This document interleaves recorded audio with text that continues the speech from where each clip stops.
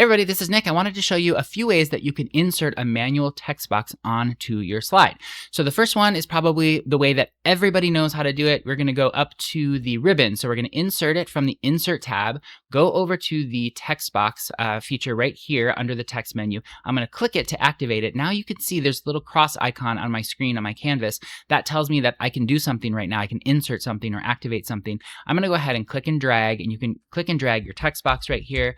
Here is my text box, and it's set to resize with the amount of text that you put into it. So the amount of text that you put into it will be the size of your text box. But since it's set to that, you can make it as wide or as long as you want to. Another way to get that is just to double click. So let's go back to the Insert tab, text box activate, and I'm going to double click the canvas, and then you get the text box right here that pops up. So that's one way to put a manual text box on your slide. The other way is from the Shapes gallery. Text boxes are just basically shapes. So what you're going to do is go back to that Insert tab. From the Shapes drop-down menu right here, you can see under Basic Shapes, the very first one is called Text Box. So if you hover over these shapes, it'll give you a little pop-up of what it's called. So this one's called Text Box. I'm going to go ahead, click it. Again, my cross icon is there to activate. I'm going to double-click my canvas, and there is my text box right here. I can go ahead and start typing in.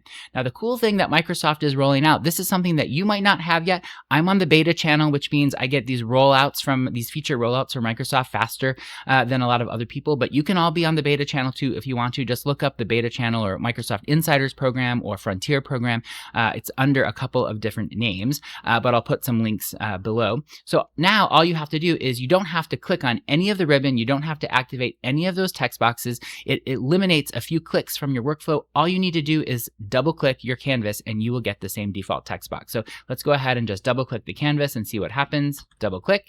And there's my text box right here. Very, very nice. So from here, you can update your text as you normally would, update the font, the size, the color, all that good stuff. But if you ever need to have a manual text box inserted on your slide, that's the way to do it. And keep on checking, keep on double clicking your canvas to see if in the next Microsoft update, maybe you got the ability to just double click your slide and have that text box activated there. Why don't you let me know in the comments if you have that ability or not, and we'll all be in this together.